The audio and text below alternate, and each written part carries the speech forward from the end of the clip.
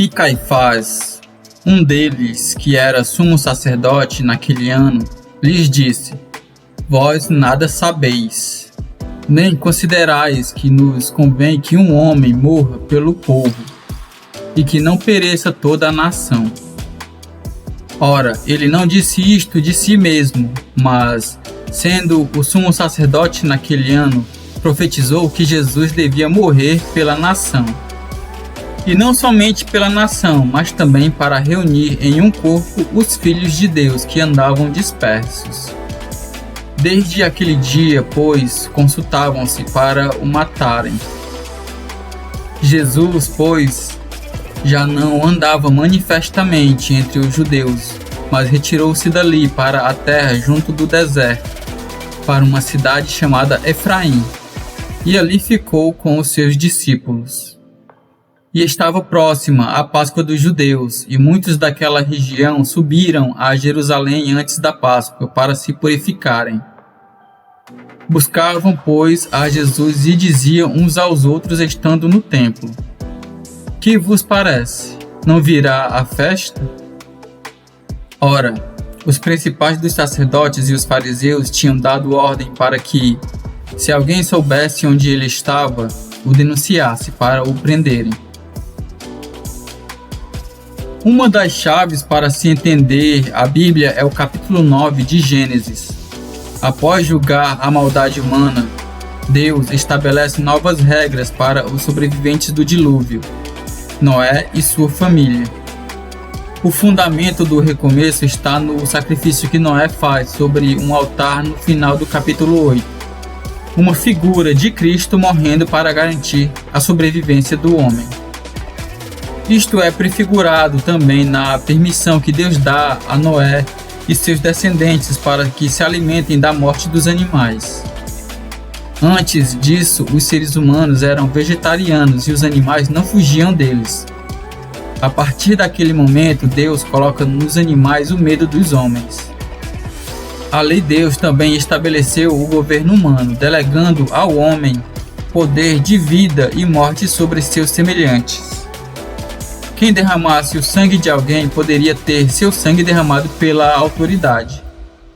O apóstolo Paulo fala disso no capítulo 13 de Romanos. Não há autoridade que não venha de Deus. As autoridades que existem foram por ele estabelecidas. Portanto, aquele que se rebela contra a autoridade está se colocando contra o que Deus instituiu. Mas se você praticar o mal, tenha medo, pois ela não porta a espada sem motivo. É serva de Deus, agente da justiça para punir quem pratica o mal. Romanos capítulo 13, versículos do 1 ao 4. Repare que a autoridade tem o direito de usar a espada. Governo e pena de morte são duas coisas que Deus instituiu e nunca revogou.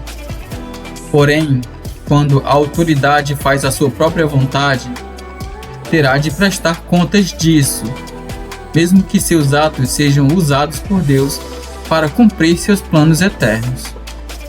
Isso vale para as autoridades de Israel e de Roma, que condenaram Jesus à morte. Quando Pilatos se gabar de sua autoridade para soltar ou crucificar Jesus, receberá dele a resposta: Não terias nenhuma autoridade sobre mim, se esta não te fosse dada de cima. João, capítulo 19, versículo 11. Em nosso capítulo 11 do Evangelho de João, os sacerdotes judeus e os fariseus estão preocupados. O que estamos fazendo? Aí está esse homem realizando muitos sinais miraculosos. João, capítulo 11, versículo 47. É curioso que muitos hoje duvidem dos milagres que Jesus fazia, sem nunca terem morado na Judéia há 2000 anos. No entanto, os inimigos contemporâneos de Jesus viam seus milagres, reconheciam que eram genuínos e se preocupavam com eles. O sumo sacerdote Caifás profetiza: É melhor que morra um homem pelo povo e que não pereça toda a nação. João capítulo 11, versículo 50. Ele não diz isso de si mesmo, mas Deus revela através dele que Jesus seria morto para reunir num só corpo todos os salvos dentre os judeus e os gentios.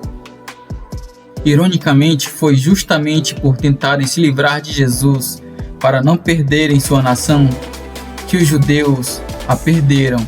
Ironicamente também, aqueles que hoje tentam se livrar de Jesus por medo de perderem sua vida aqui, irão perdê-la eternamente. No próximo vídeo, vemos a nova vida manifestada em comunhão, serviço e adoração.